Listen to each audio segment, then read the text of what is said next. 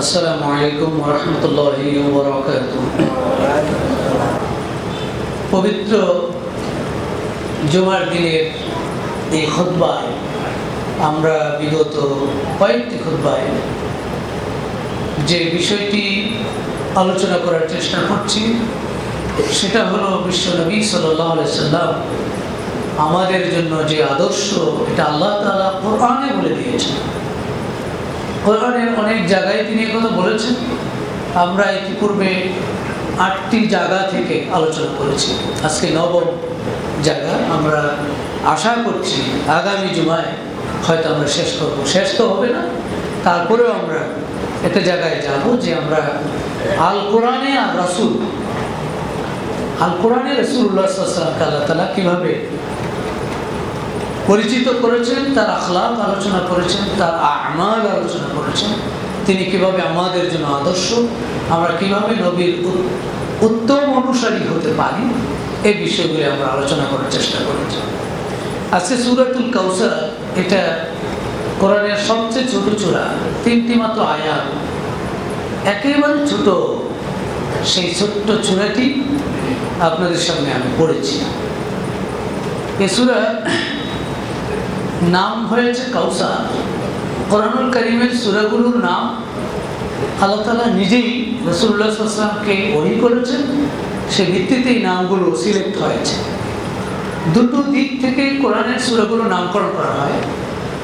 একটা দিক হলো যে শব্দটা নামকরণ হিসেবে নেওয়া হবে, এটা সূরার ভিতরে থাকবে, তাহলে সেটাই নাম।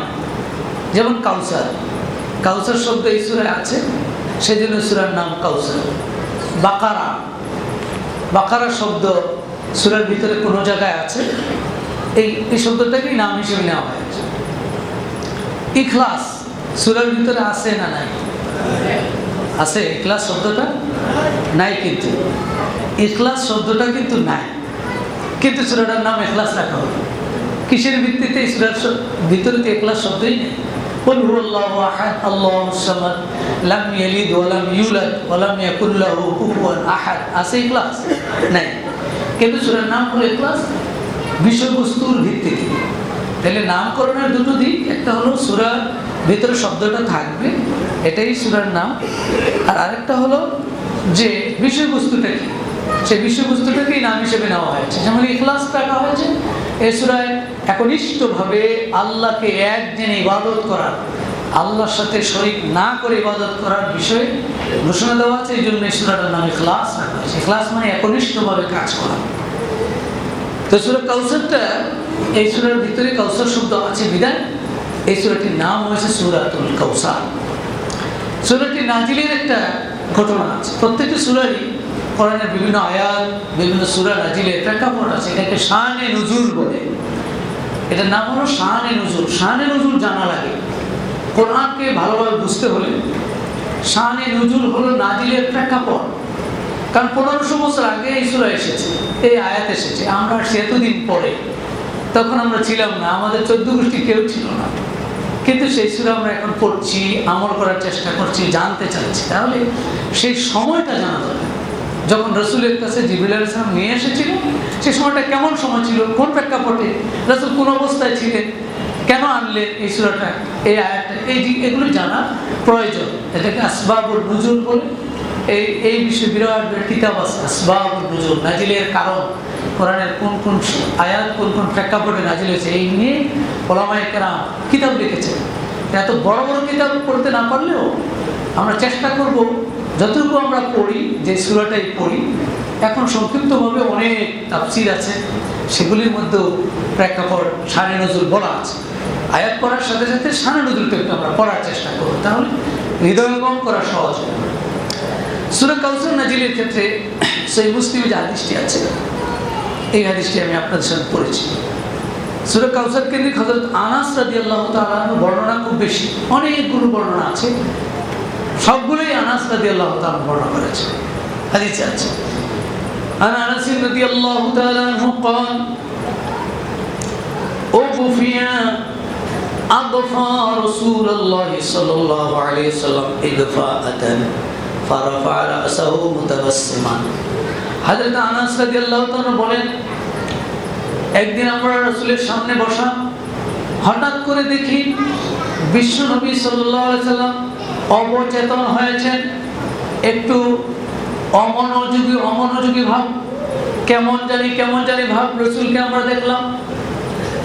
ফারাফা রাসাহু মুতাবাসসিমান, এরপর তিনি তার মাথা উঠালেন, আবার তিনি হাসি দিয়ে ফেললেন। একটু আগে তার অন্যমনস্ক ছিল, কেমন চেহারা ছিল, হঠাৎ করে তিনি মাথা উঠিয়ে হাসি দিলেন। হাসি দেওয়ার পরে আমরা জিজ্ঞাসা করলাম, লেমা দাহিকতা ইয়া রাসূলুল্লাহ, হে আল্লাহর নবী আপনি কেন হাসলেন, কে আপনাকে হাসালো? ফাকাল রাসূলুল্লাহ সাল্লাল্লাহু আলাইহি সাল্লাম, আল্লাহর নবী তখন বললেন, ইন্নাহু উনজিলাত আলাইয়া আনিফান সূরাতুন, এই মুহূর্তে এই কিছুক্ষণ পূর্বে আমার উপরে একটি সূরা নাজিল করা হয়েছে। হাত্তা খতামাহা, শেষ পর্যন্ত সূরাটি পড়লেন। ফাকালা, এরপর বিশ্বনবী উপস্থিত সাহাবীদেরকে জিজ্ঞাসা করলেন, হাল তাদরুনা মাল কাউসার, তোমরা কি জানো কাউসার কি জিনিস? তখন সাহাবায়ে কেরাম বললেন, আল্লাহ রাসূলুহু আ'লাম, আল্লাহ এবং তার রাসূলই ভালো জানেন। সাহাবায়ে কেরামের বৈশিষ্ট্য ছিল জানা থাকলেও বলতেন না, রাসূলের উপরে ছেড়ে দিতেন। আল্লাহর নবীর জবান থেকে কথাটা বের হলে তাহলে সবাই থেকে ফায়দা পেয়ে যাবে। আদবের সাথে তারা বলতেন, আল্লাহ এবং তার রাসূলই ভালো জানেন, হুজুর আপনি বলে দেন। এবার বিশ্বনবী বললেন, হুয়া নাহরুন আ'তানিহি রাব্বি আযজা ওয়া জাল্লা ফিল জান্নাহ, এটা হলো কাউসার, হলো একটি নহর, যেই নহরটা আল্লাহ তাআলা আমার রব আমাকে জান্নাতে দিবেন। আলাইহি খায়রুন কাসীরুন, এই নহরের মধ্যে রয়েছে অনেক কল্যাণ। তারিদু আলাইহি উম্মতি ইয়াওমাল কিয়ামah, কিয়ামতের দিন আমার উম্মতেরা সেখানে পানি পান করার জন্য আসবে। আনিয়াতুহু আদাদুল কাওয়াকিবি, ওই যে নহর যেখানে পানি পান করতে আসবে সেখানের পান পাত্রগুলি তথা গ্লাসগুলি হলো অসংখ্য অগণিত গ্লাস। আকাশের তারকারাজি যত বেশি, সেখানে গ্লাসের সংখ্যাও তার চেয়েও বেশি। সুবহানাল্লাহ, সেখানে অসংখ্য অগণিত গ্লাস থাকবে। ইউখতালাজুল আবদু মিনহুম, সেই সময়ে একজন বান্দাকে, একজন ব্যক্তিকে পানি পান করতে আসলে তাকে সরিয়ে দেওয়া হবে, তাড়িয়ে দেওয়া হবে। ফাকুলু, নবী বলেন আমি তখন বলবো, ইয়া রব, হে আমার রব, ইন্নাহু মিন উম্মতি, তাকে কেন তাড়িয়ে দেওয়া হচ্ছে, সরিয়ে দেওয়া হচ্ছে কেন? সে তো আমার উম্মত, আমি তো জানি সে আমার উম্মতের অন্তর্ভুক্ত। ফায়ুকালু, তখন বলা হবে, ইন্নাকা লা তাদরি মা আহদাসু বা'দাক, হে নবী আপনি জানেন না এই উম্মত যাকে আপনি উম্মত বলছেন, সেই উম্মতেরা আপনার পরে এই পৃথিবীতে নতুন নতুন জিনিস সৃষ্টি করেছে, বেদাত চালু করেছে, দিনের মধ্যে নতুন নতুন বেদাত শুরু করেছে। আজকের কাউসারের শরবত তাদের কপালে নাই। নাউজুবিল্লাহ। সেই মুসলিমে এই হাদিসটি রয়েছে। তাহলে এই সূরা নাজিলে আমরা এই প্রেক্ষাপটটা অবগত হতে পারলাম। এছাড়াও এটা আসবাবুল নুজুলে আরেকটি ঘটনা এখানে আছে, অনেকটা কাছাকাছি। আব্দুল্লাহ ইবনে আব্বাস হাদিসটি বর্ণনা করেছেন, ইন্না সূরাতুল কাউসার, কাউসার সূরাটি কাদ নুজিলাত, নাজিল হয়েছে ফিল আস ইবনে ওয়াইল, আল্লাহর নবীর দুশমন আস ইবনে ওয়াইলের ব্যাপারে নাজিল হয়েছে। ঘটনাটি হলো আন্নাহু লাকিয়া রাসূলুল্লাহ, আস ইবনে ওয়াইল একদিন আল্লাহর নবীর সাথে সাক্ষাতে গেলেন। ও হুয়া ইয়াখরুজু মিনাল মসজিদ, আল্লাহর নবী মসজিদ থেকে বের হচ্ছিলেন। আস ইবনে ওয়াইল সাক্ষাৎ করলো, দেখা করলো নবীর সাথে। ফাতাহাদ্দাসা, দুইজনেই কিছু কথাবার্তা বলল। ফাসআলাহু জামাআতুম মিন কুফার কুরাইশ, এই অবস্থা দেখে কাফেররা জিজ্ঞাসা করলো, মান কানা ইউহাদ্দিসু, হে আস ইবনে ওয়াইল আপনি কার সাথে কথা বললেন? আপনি কার সাথে কথা বলেন জানে, কিন্তু চিনেও সব ঠিক আছে, কিন্তু আপনি কার সাথে কথা বললেন না তখন। ফাআখবারাহুম আন্নাহু কানা ইয়াতাহাদ্দাসু মা'আল আবতার। আস ইবনে ওয়াইল বলল, আমি তো ওই লোকটার সাথে কথা বলেছি, সে হলো আবতার। আবতার নির্বংশ, তার বংশ নাই, নিঃস্ব, সে নির্বংশ, লেজ কাটা নির্বংশের সাথে আমি কথা বলেছি। এটা বলে সে ইচ্ছা করলো যে রাসূলকে সে আবতার বলেছে। আরবে তখন সিস্টেম ছিল, ইবনুহু কাদ তুওফিয়া, কারো যদি পুত্র সন্তান মারা যেত তাকে আবতার বলা হতো। সেই জন্য তারা ওই বিশ্ব নবীকে আবতার বলে গালি দিত। আর এরই প্রেক্ষাপটে আল্লাহ সূরা কাউসার নাজিল করে দেন। সুবহানাল্লাহ। এতভাবে রাসূলকে তারা সূরা দোহাতে আপনারা দেখেছেন, গত জুমায় আমরা বলেছি, সেখানে রাসূলকে বিভিন্নভাবে তারা কষ্ট দিত। তাকে পাগল বলেছে, গণক বলেছে, জাদুকর বলেছে, এ সমস্ত বলে বলে রাসূল কষ্ট দিয়েছে। রাসূল খুব কষ্ট পাইতেন। রাসূল মানসিকভাবে খুব একটু যন্ত্রণায় ছিলেন। এরপরে রাসূলের সন্তানগুলি মারা গিয়েছে, পুত্র সন্তানগুলি মারা গিয়েছে, তারা ছোট থাকতেই সব মারা গেছে। আর এই মারা যাওয়ার কারণে তারা এই আরবের মক্কার কুরাইশ কাফিরেরা রাসূলকে আবতার বলতো, যে সে নির্বংশ। এইভাবে এইটা একটা তাদের বকা গালি ছিল। এই গালির কারণে আল্লাহ তাআলা সূরা কাউসার নাজিল করে রাসূলকে সান্ত্বনা দিলেন, নবী আপনি মন খারাপ করবেন না, এর চেয়ে বহু বহু জিনিস, দামি জিনিস আমি আপনার জন্য তৈরি করে রেখেছি। সুবহানাল্লাহ। আল্লাহ তাআলা জানিয়ে দিলেন যে কাউসার, কাউসার আমি আপনাকে দিয়েছি। ওরা যাই বলে বলুক, আমি আল্লাহ তো আপনাকে এর চেয়ে উত্তম জিনিস দিচ্ছি। সুবহানাল্লাহ। হযরত আব্দুল্লাহ ইবনে আব্বাস থেকে আরেকটি হাদিস বর্ণিত আছে, লাম্মা কাদিমা কাব ইবনুল আশরাফ ওয়া কানা আহাদু যুআমাইল ইয়াহুদ ফিল মদিনা। কাব ইবনে আশরাফ মদিনার ইহুদি সর্দার, ইহুদিদের নেতা। সে যখন মক্কা ভিজিটে আসলো, মক্কায় আসলো, তখন সালাহু কুফার কুরাইশ, কুরাইশ কাফেররা তাকে জিজ্ঞাসা করলো, হাল আনতা খায়রু আহলিল মদিনা ওয়া সাইয়্যিদুহু, হে কাব ইবনে আশরাফ আপনি কি মদিনার সর্দার নাকি? আপনি কি মদিনার মধ্যে সবচেয়ে উত্তম মানুষ নাকি? প্রশ্ন করলো মক্কার লোকগুলি। ফাকাল লাহুম নাম, কাব ইবনে আশরাফ বলল, তোমরা জানো না আমি তো মদিনার সবচেয়ে সেরা মানুষ। নাউজুবিল্লাহ। ইহুদি সর্দার, মদিনার সেরা মানুষ, রাসূলের মারাত্মক দুশমন। তো আমি তো মদিনার সবচেয়ে ভালো মানুষ, এবং আমাকে সবাই ভালো জানে, আমাকে নেতা মানে। এবার মক্কার কাফেরেরা বলতে থাকলো, আলা তারা হাদাল মুনবাতির মিন কওমিহি, তুমি কি জানো নাকি এই যে মুনবাতির মিন কওমিহি, মুহাম্মদকে দেখাই বলল এই ছেলেটা, ছেলের ব্যাপারটা জানো কিনা? সে তো তার কাউম থেকে বিচ্ছিন্ন হয়ে গেছে, আলাদা হয়ে গেছে।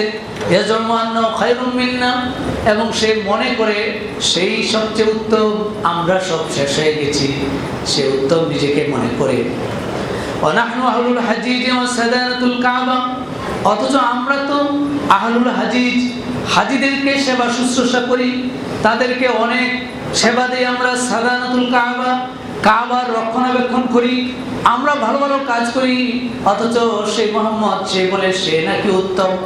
এই কথা যখন বলল, তখন কাব ইবনে আশরাফ বলল, আনতুম খায়রুম মিনহু, আমি সার্টিফিকেট দিয়ে যাই তোমরাই ওই মুহাম্মদের চেয়ে উত্তম। নাউজুবিল্লাহ। ফানাজালা কাউলু তাআলা ইন্না শানিয়াকা হুয়াল আবতার, তখনই আল্লাহ তাআলা নাযিল করে দিলেন, ইন্না শানিআকা হুয়াল আবতার, হে নবী আপনাকে যারা আবতার বলছে, লেজ কাটা বলছে, নির্বংশ বলছে, তারাই সবচেয়ে বেশি নির্বংশ। রাসূলুল্লাহকে আল্লাহ তাআলা সাহস দিলেন এবং উৎসাহ দান করলেন। সম্মানিত হাজিরিন, তাহলে এই যে কাউসার দিলেন রাসূলুল্লাহ সাল্লাল্লাহু আলাইহি ওয়াসাল্লামকে, এই কাউসার, ইন্না আতাইনাকাল কাউসার, আমি আপনাকে কাউসার দিয়েছি। কাউসার মানে কি? দামি শব্দ। অভিধানে এই শব্দটার একক অর্থ লেখে না অভিধানবিদরা। আরবি ভাষাভাষীর যতদিন অভিধান আছে, বিশেষ করে লেসানুল আরব, আরবি অভিধানের মধ্যে সবচেয়ে শীর্ষস্থানে আছে। আরবি টু আরবি অভিধান, লিসানুল আরব, আরবদের ভাষাটাকে আরবিতেই অভিধান তৈরি করা হয়েছে। সেই অভিধানেও এই কাউসারকে একক শব্দ দিয়ে বিশ্লেষণ করে না। তো কাউসার শব্দ আল্লাহ এমন একটা চমৎকার শব্দ ব্যবহার করেছেন এই সূরায়, যেটার মারাত্মক ব্যাপক অর্থ। হযরত আব্দুল্লাহ ইবনে আব্বাস রাদিয়াল্লাহু তাআলা বলেন, কাউসার মানে হলো আল খাইরুল কাসির। বলেন সুবহানাল্লাহ। কাউসার শব্দের অর্থ হলো অঢেল কল্যাণ, অসংখ্য কল্যাণ, কোনো সীমা নাই, সীমাহীন কল্যাণ, আনলিমিটেড কল্যাণকে কাউসার শব্দ, কাউসার বলা হয়। এবং তিনি আরেকটি হাদিসে বলেছেন যে কাউসার মানে হলো হুয়াল কাউসার হুয়াল খাইর আল্লাযী আ'তাহুল্লাহু ইয়্যাহু। কাউসার বলে ওই কল্যাণকে বোঝানো হয়েছে যেটা একমাত্র শুধুমাত্র কেবলমাত্র মুহাম্মদ সাল্লাল্লাহু আলাইহি সাল্লামকে আল্লাহ তাআলা দিয়েছেন। সুবহানাল্লাহ। এই কল্যাণটা পৃথিবীতে আর কাউকে, কোনো নবীকেও দেননি, কাউকে দেননি। এই জন্য এটাকে কাউসার নাম করা হয়। কাউসারটা হলো একটা এক্সট্রা অর্ডিনারি, এটা সবাইকে দেয় না। এই জন্য এই শব্দটাই আল্লাহ তাআলা এই সূরায় চয়েস করেছেন। আল্লামা মুজাহিদ রাহমাতুল্লাহ আলাইহি কাউসারের একটা অর্থ দিয়েছেন তিনি, হুয়াল খাইরুল কাসির ফি দুনিয়া ওয়াল আখিরাহ।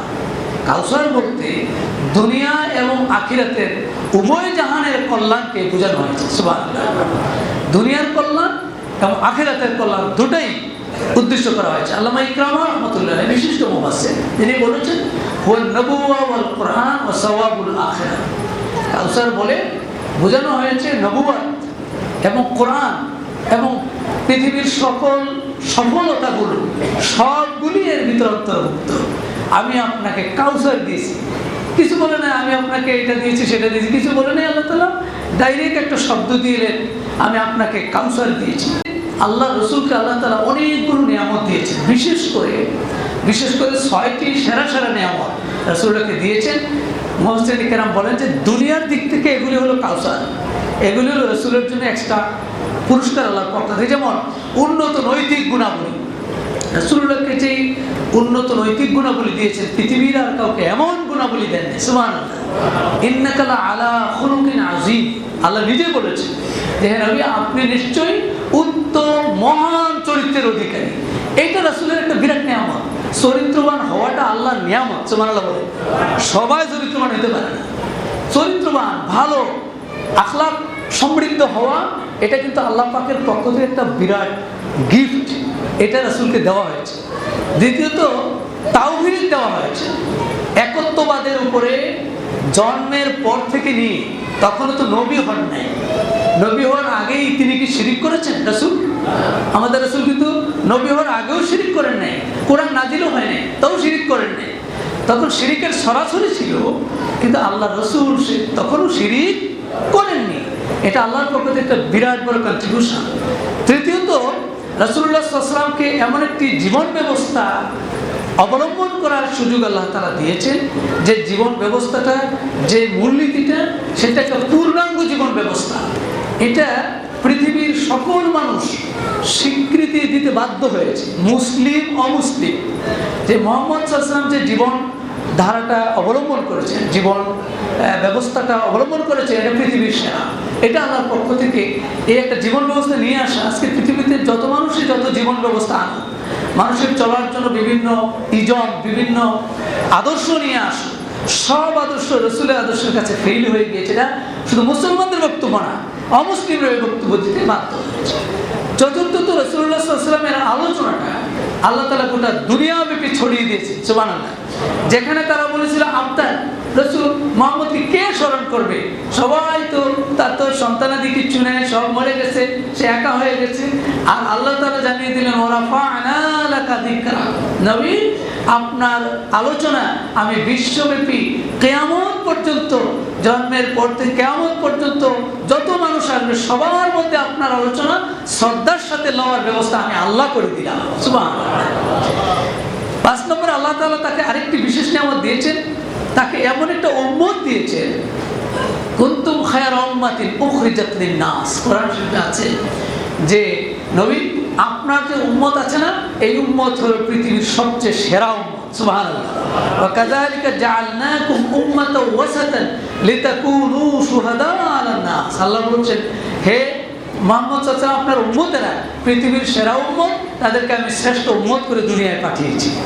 রাসূলের এই যে একটা উম্মত পাওয়া, একটা বাহিনী পাওয়া, একটা জনবল পাওয়া, জনশক্তি পাওয়া, এটা কি নিয়ামত নয়? এটাও একটা বিরাট নিয়ামত। এগুলো কাউসারের ভিতরে অন্তর্ভুক্ত করা হয়েছে। আর রাসূলুল্লাহ সাল্লাল্লাহু আলাইহি ওয়াসাল্লামের পুত্র সন্তান ছিল না। তাফসীরে এসেছে রাসূলকে একটা কন্যা দেওয়া হয়েছিল, ফাতেমা রাদিয়াল্লাহু তাআলা, নাম আছে না? রাসূলের কন্যার নাম ফাতেমা। তাফসীরে বলে এই ফাতেমা আল্লাহ এমন একটি সম্পদ দিয়েছেন রাসূলকে, এই ফাতেমা থেকে জেনারেশন টু জেনারেশন কিয়ামত পর্যন্ত এখনো আছে, কিয়ামত পর্যন্ত থাকবে, যেটাকে আমরা আওলাদে রাসূল বলি। সেই বংশধারা, সেই রুহানি সন্তান রাসূলের কিয়ামত পর্যন্ত থাকবে। এটাও আল্লাহর পক্ষ থেকে একটি বিরাট নিয়ামত, বলেন সুবহানাল্লাহ। এই সবগুলি হলো পার্থিব উপহার বা পার্থিব নিয়ামত, যেগুলোকে কাউসার বলা হয়েছে। আর আল্লাহ রাসূলকে মৃত্যুর পরে অর্থাৎ পরকালে যে কাউসার দেওয়া হবে সেটাও নিয়ামতের অন্তর্ভুক্ত। সেটা হলো পরকালীন নিয়ামত, সেখানে কাউসার দেওয়া, ইন্না আতাইনাকাল কাউসার, এখানে আপনাকে আমি কাউসার দিয়েছি। এই আয়াতে কাউসারকে পরকালীন দুটো অর্থ নেওয়া হয়েছে। পরকালে রাসূলুল্লাহ সাল্লাল্লাহু আলাইহি ওয়াসাল্লাম দুটো বিরাট গিফট আল্লাহ তাআলা দিবেন। একটা গিফট দিবেন হলো কিয়ামতের মাঠে সব মানুষ যখন জমা হবে, তখন আল্লাহ তাআলা সেই কাউসার দিবেন রাসূলুল্লাহ সাল্লাল্লাহু আলাইহি ওয়াসাল্লামকে, অর্থাৎ একটা নহর, একটা ঝর্ণা ধারা, যেটা আমরা একটু আগে হাদিসটা পড়েছিলাম, যে সেখানে সব মানুষ সমবেত হবে, রাসূলুল্লাহর জন্য একটা স্পেশাল ঝর্ণাধারা থাকবে। সেই ঝর্ণাধারার নাম হলো কাউসার। এটা আল্লাহ তাআলা রাসূলকে দিবেন, অন্য কোনো নবী অন্য কাউকে দিবেন না। এটা মুসলিম শরীফের হাদিসে আমরা পড়েছি।